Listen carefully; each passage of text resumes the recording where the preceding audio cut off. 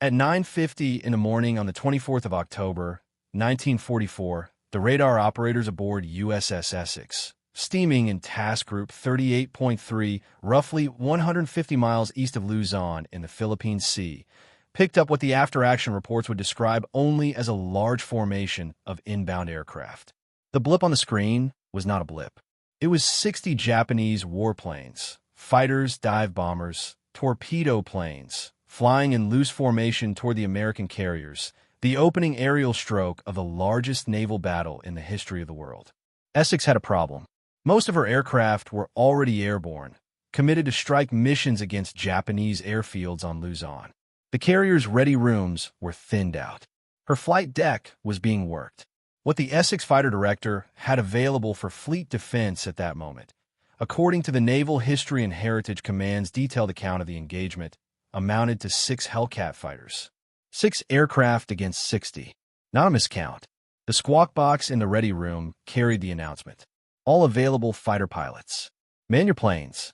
Commander David McCampbell, 34 years old, commander of Air Group 15 and the Navy's leading ace, heard that call and decided he was available. Admiral Sherman had explicitly ordered him off the dawn sortie that morning. Too prominent, too valuable, too much of a public figure to risk in a routine strike. McCampbell had complied with the dawn restriction. He read this as a different situation. He walked to his aircraft, Minsi III, Bureau number 70,143, an F6F-5 Hellcat with 23.5 kills already marked on the fuselage. His wingman, Lieutenant Junior Grade Roy Rushing, was already climbing into his cockpit. The launch crew moved with the kind of efficiency that comes from immediate danger. The Japanese were 22 nautical miles out and closing. McCampbell's plane had not been fully fueled. There had been no time. He climbed it anyway. If you're enjoying this deep dive into the story, hit the subscribe button and let us know in the comments where in the world you are watching from today. To understand what happened in the 90 minutes that followed, it is necessary to understand the man and the machine, because what McCampbell was about to do was not a simple function of courage. It was the convergence of a specific biography, a specific aircraft, and a specific tactical doctrine that had been built over years of hard institutional learning. McCampbell was born in Bessemer, Alabama, on the 16th of January, 1910. His family moved to West Palm Beach, Florida, when he was about 12, and he was sent as a teenager to the Staunton Military Academy in Virginia, graduating in 1928. A year at the Georgia Institute of Technology followed before an appointment to the United States Naval Academy, secured through the recommendation of Florida Senator Park Trammell. He graduated with the class of 1933 with a degree in marine engineering. The Depression greeted that diploma with an honorable discharge. The Navy, stripped of funds by Congress, had more officers than it could commission.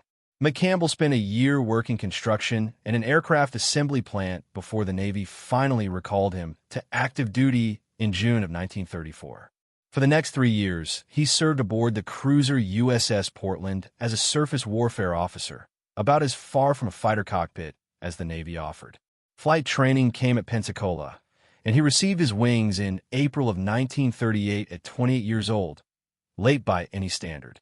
His first assignment was with Fighting Squadron 4 aboard USS Ranger, followed by a transfer to the new carrier USS Wasp, where he served as a landing signal officer, the man who stood at the end of the flight deck with paddles and guided pilots home from hundreds of approaches. The Wasp made 2 runs to the Mediterranean in early 1942, delivering Spitfires to the besieged garrison on Malta, before transferring to the Pacific for the Guadalcanal campaign. On the 15th of September, 1942, Japanese submarine 19 put 3 Type 95 torpedoes in her hull. The Wasp went down with 193 men. McCampbell was pulled from the water, promoted to lieutenant commander, and sent back to the United States. A man who watches his carrier go to the bottom and swims away from the burning wreckage carries that knowledge differently than a man who has only read about it. McCampbell understood, in a way that could not be acquired from a briefing, what it meant for a fleet to lose its carriers. He would spend the next 2 years making sure it did not happen again. He was assigned as a landing signal officer instructor at naval air stations in Jacksonville and then Melbourne, Florida. In August of 1943, he was given command of a new unit, Fighting Squadron 15, VF-15, equipped with the Grumman F6F Hellcat. He formed the squadron on the 1st of September, 1943. By February of 1944, he had been elevated to commander of Air Group 15. Every aircraft aboard Essex, the fighters, the dive bombers, the torpedo planes, the full offensive and defensive capacity of one of the most powerful carriers afloat. The aircraft he commanded deserves a precise accounting, because the outcome of October 24th cannot be understood without it. The Zero, the Mitsubishi A6M, known to American pilots as the Zeke, had dominated the Pacific sky from Pearl Harbor through the fall of 1942 on the back of a single design philosophy: trade everything for performance. No self-sealing fuel tanks, no pilot armor, a wing loading so light that it could turn inside almost anything in the sky at low speed. Its range was roughly double that of any American carrier fighter it faced in the early war period, and the pilots flying it in 1941 and 1942 were the best-trained naval aviators in the world, veterans of years of combat in China. American pilots who tried to dogfight the Zero at low speed and low altitude died quickly, and for the first year of the Pacific War, that was most of what American pilots knew how to do. The Hellcat was not designed to outturn the Zero. It was designed to make turning irrelevant. The Grumman engineering team at Bethpage, Long Island, had examined a Zero recovered intact near Dutch Harbor in the Aleutians in June of 1942. They flew it, mapped its performance envelope, and cataloged its specific weaknesses. The aircraft they built in response weighed nearly twice as much as the Zero, mounted a 2,000 horsepower Pratt & Whitney R-2800 double Wasp radial engine, seated its pilot behind 60 pounds of armored steel plate, wrapped its fuel tanks in self-sealing rubber compound, and armed the airframe with 6 Browning M250 caliber machine guns carrying 400 rounds per gun, 2,400 rounds total, against 200 in the Zero's 20mm cannons. The tactical doctrine codified around this aircraft was specific and drilled into every Hellcat pilot before he went near a carrier. The formal test report on captured Zeros that the Navy distributed to its aviators stated it plainly: do not dogfight with a Zero. Do not follow a loop or half-roll with a pull-through. Use superior power and high-speed performance. The Hellcat was faster than the Zero above roughly 14,000 feet. It rolled faster at airspeeds above 235 miles per hour. Its dive performance was decisively superior. A Zero pilot who tried to follow a Hellcat going straight down would find his control surfaces stiffening toward ineffectiveness while the Hellcat accelerated away. The Zero's one remaining advantage, its tight turning radius at low speed, was neutralized by the simple discipline of never slowing down enough to allow a turning engagement. The tactic that emerged was boom and zoom. Gain altitude advantage, dive on the target at high speed, fire a controlled burst, climb back to altitude on the energy from the dive, identify the next target, repeat. McCampbell had practiced this until he could not improve. In a 1988 oral history recorded by the United States Naval Institute, he described his gunnery training in plain terms. I practiced and practiced until I couldn't get any better. On my last gunnery flight, before leaving, I shot the tow cable in two. He meant it literally. He had hit the towed gunnery target at precisely the angle and moment required to cut the cable pulling it. By October of 1944, he had 25 confirmed aerial victories. Air Group 15 had been at war continuously since April, accumulating more than 20,000 hours of combat operations and destroying more Japanese aircraft than any other air group in the Pacific War. His Hellcat, Minsi III, was a machine with a documented kill record and a pilot who understood aerial combat the way a watchmaker understands movement. He took off from Essex on a half-tank of fuel to face 60 Japanese aircraft. The Essex fighter direction officer that morning was Lieutenant Commander John Connolly, a future Secretary of the Navy, future Governor of Texas, and a man who would be sitting in a presidential motorcade in Dallas 19 years later when another gunshot changed the world. On the 24th of October, 1944, Connolly was at the radar display in Essex's Combat Information Center, watching 60 Japanese aircraft close on the task group. He sent McCampbell the vector. the heading, the altitude, the intercept geometry. McCampbell turned west and climbed. Somewhere between the Essex and the Japanese formation, McCampbell and Rushing became separated from the other four Hellcats. The established record, including McCampbell's own oral testimony and the after-action reports of Air Group 15, is consistent on what followed. 2 American Hellcats arrived in the vicinity of approximately 60 Japanese warplanes, positioned themselves above and behind the formation, and did not turn back. In his Naval Institute oral history, McCampbell described the approach and the method in his own words. So we had the altitude advantage all the time we attacked the Japanese. We zoomed down, would shoot a plane or two. Roy and I each would take one, and I'd tell him which one I was going to take if it was to the right or to the left, which one it was. By telling him this, that allowed him to know which way I was going to dive, and then allowed him to pull out after we attacked, which gave me freedom to go either way I wanted. What he was describing was not a melee. It was a system. 2 pilots working in coordinated pairs, communicating on every pass about targets and breakaway directions, using altitude and speed to execute a repeating sequence of attacks on a force 30 times their size. Neither pilot lingered in the enemy formation. Each pass was a one-way transaction. The geometry was reset after every dive. It was the method that every Hellcat pilot had been taught, applied under conditions that the training syllabus had never contemplated. The battle lasted 90 minutes. If you find this story engaging, please take a moment to subscribe and enable notifications. It helps us continue producing in-depth content like this.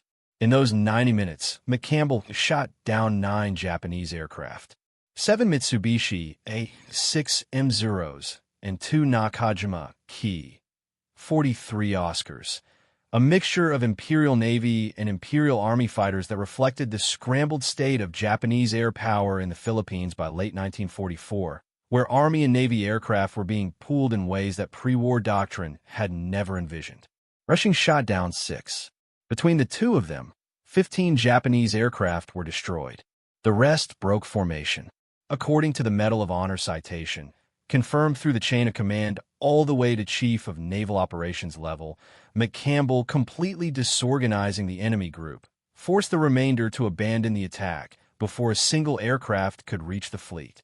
Not one Japanese plane from that formation reached the American carriers. The operational context surrounding the intercept was the Battle of Leyte Gulf, a 4-part engagement fought across hundreds of miles of Philippine waters that stands as the largest naval battle in recorded history. The Japanese plan, designated Shoichigo Victory Operation Number 1, committed nearly every major surface combatant the Imperial Japanese Navy still possessed to a converging strike on the American landing force at Leyte. Vice Admiral Takeo Kurita's center force, built around 5 battleships, including Yamato and Musashi, the 2 largest battleships ever constructed, each displacing roughly 72,000 tons and carrying 18-inch rifles, would approach through the San Bernardino Strait. Admiral Shoji Nishimura's southern force would enter through the Surigao Strait from below. Vice Admiral Jisuburo Ozawa's northern force, Japan's last 4 operational fleet carriers, would serve as a deliberate decoy, luring Admiral Halsey's fast carriers away from the landing area. Ozawa's carriers were nearly empty of aircraft. Japan had been losing naval aviators faster than she could train replacements since the Marianas Turkey shoot in June. The carriers of the northern force were the bait. The weapon was Kurita's battleships, which were supposed to reach the unprotected American transports and amphibious shipping in Leyte Gulf and destroy them. If those transports were destroyed, the Leyte landings would starve. If the Leyte landings failed, the strategic stranglehold on Japan's oil supply lines from the Dutch East Indies would be broken. The land-based aircraft that McCampbell intercepted on the morning of October 24th were part of Japan's 3rd and 4th Air Armies, operating from fields across Luzon. They represented the available offensive air power that the Philippines Area Air Command could assemble in support of the surface operation, a force already badly depleted by 3 months of American carrier strikes against those same fields. The pilots flying those 60 aircraft were the product of a training program that had been collapsing since the summer.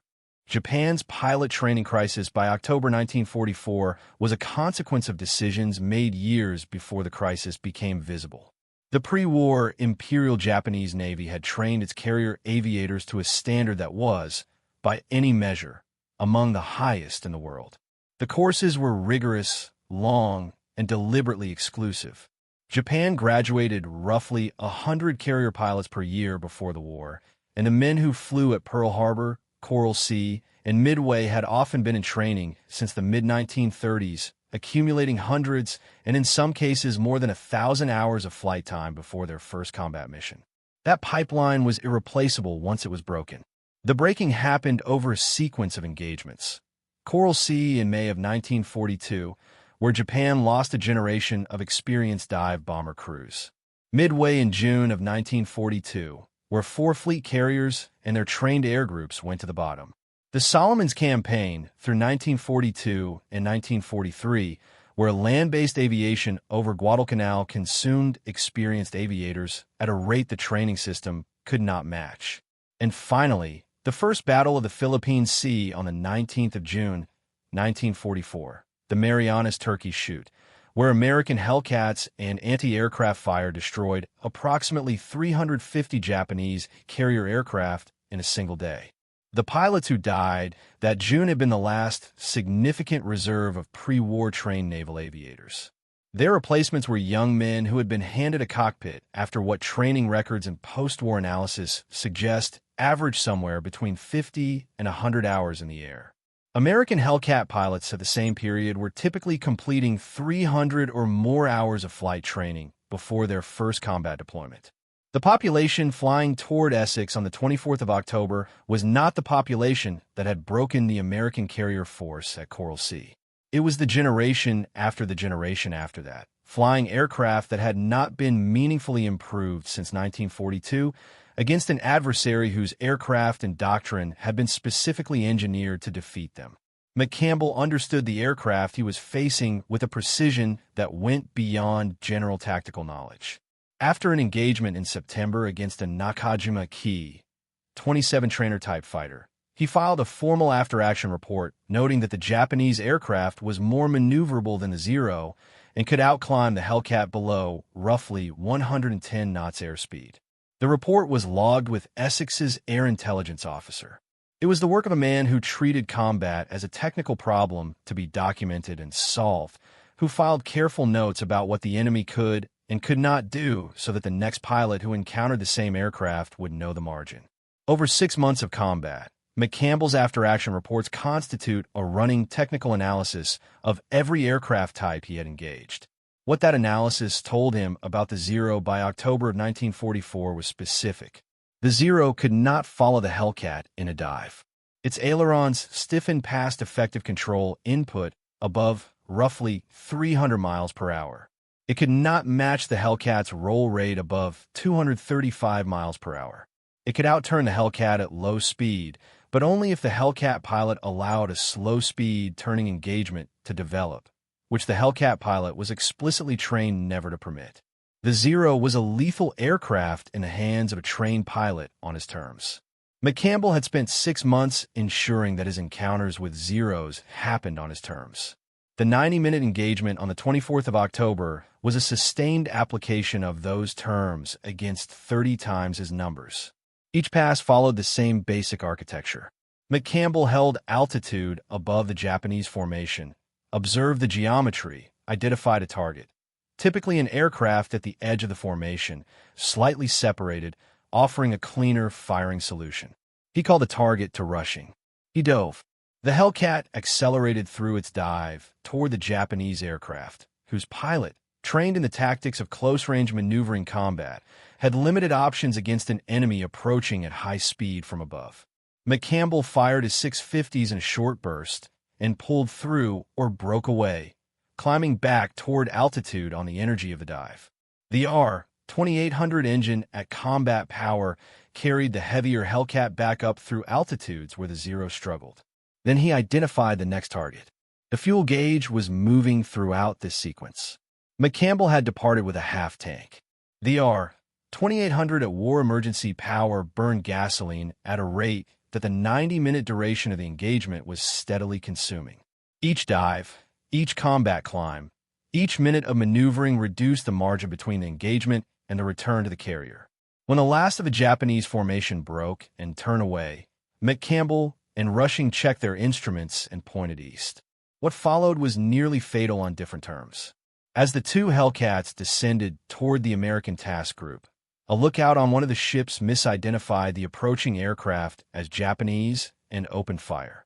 5-inch anti-aircraft shells began detonating around McCampbell and Rushing, forcing them down to the wave tops, jinking violently to avoid being killed by their own side. The evasive maneuvering burned the dregs of McCampbell's fuel. Then, compounding the crisis, a group of American fighters came down from above, a second misidentification. The confusion of a fleet under air attack, where identifying marks blur at combat speed and altitude. Someone with a radio eventually sorted out the error. The attack broke off. This sequence, documented in the Naval Institute's proceedings, drawn from primary battle records, nearly ended the story of the most successful single-mission performance in American aviation history by way of friendly fire and an empty fuel tank. With his gauge indicating nothing, McCampbell reached the task group. Essex's flight deck was fouled. He was directed to USS Langley, a light carrier of the Independence class operating nearby. His Hellcat was still running when it caught the arresting wire, barely. The aircraft had to be manually released from the wire because there was insufficient fuel pressure for it to taxi. The ground crew checked his 650 caliber guns. Combined total of remaining ammunition across all 6 weapons, 2 rounds. 2 rounds. The number is exact. It is preserved in the action reports and repeated in every account drawn from those reports, because it is the kind of number that tells you something true about a man that a casualty count or a kill tally cannot. He had fired until there was nothing left to fire. He had flown until there was nothing left to burn. And somewhere between the emptying of those magazines and the draining of those tanks, 60 Japanese aircraft had turned around without reaching the fleet. The aftermath moved through the machinery of institutional recognition at the measured pace bureaucracies maintain even when what they are recognizing is not measured. The Medal of Honor citation for McCampbell, presented by President Franklin Roosevelt at the White House in January of 1945, covered both the June action over the Philippine Sea and the October action at Leyte Gulf. The citation's language for the October engagement noted that McCampbell, assisted by but one plane, intercepted and daringly attacked a formation of 60 hostile land-based craft approaching our forces. Fighting desperately, but with superb skill against such overwhelming air power, he shot down 9 Japanese planes and, completely disorganizing the enemy group, forced the remainder to abandon the attack before a single aircraft could reach the fleet. Rushing received the Navy Cross. His 6 kills in the same 90 minutes, a performance that would have been the defining achievement of most pilots' careers, was absorbed into the secondary paragraph of the official account of the man flying beside him. The Essex Air Group's total for October 24th was 43 aerial victories, the product of a full day of fleet defense operations across multiple engagements. The Princeton, operating in the same task group, was struck by a single Japanese dive bomber that penetrated the defensive screen elsewhere that morning. She burned through the afternoon and eventually exploded, killing hundreds of men. The battle had many threads. Not all of them ended with McCampbell's arithmetic. The tactical picture of October 24th was one of the most complex and dangerous moments the American carrier fleet had faced since the early days of the Guadalcanal campaign, and the carrier defense of Task Group 38.3 was not accomplished by McCampbell alone. It was accomplished by relays of Hellcats, by fighter direction officers like Connolly managing a 3-dimensional chess game on radar, by anti-aircraft gun crews on every ship in the formation. McCampbell's intercept was one thread in that defense. It was the most extraordinary thread. Japan did not rebuild the carrier aviation she lost at the Philippine Sea in June of 1944. The oil crisis that had been developing since the American strategic bombing campaign against Japan's synthetic fuel plants began in May of that year had reached the aviation training program by autumn, reducing the available hours for pilot instruction at precisely the moment when the training pipeline was already rupturing from combat losses. The aircraft themselves, the Zeros, the Oscars, the dive bombers, and torpedo planes, had not been materially improved since 1942, because Japanese aviation industry was operating under a resource constraint that prohibited the kind of wholesale redesign that had produced the Hellcat in response to the Zero. Japan was still flying the same aircraft that had been designed for a war against the F4F Wildcat, against an opponent that had spent 2 years systematically engineering those aircraft's defeat. The kamikaze program that emerged in the months after Leyte Gulf was not a tactical innovation. It was a confession. It was the Imperial Japanese Navy acknowledging that it could no longer produce pilots capable of surviving a conventional air-to-air engagement against American carrier fighters in sufficient numbers to inflict meaningful damage on the fleet. If the aircraft was not coming back regardless, you no longer needed a trained pilot to bring it back. You needed someone willing to steer into a ship. The kamikaze was a weapon built from the wreckage of a training system. And the training system had been built from the wreckage of a doctrine that sent pilots who had flown 50 hours into combat against pilots who had flown 300. McCampbell saw the transition coming before most.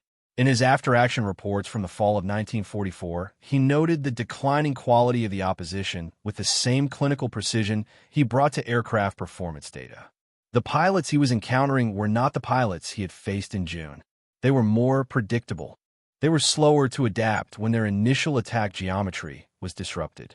They stayed in formations longer than experienced aviators would, because formation discipline was what their abbreviated training had given them, and deviation from it was unfamiliar territory.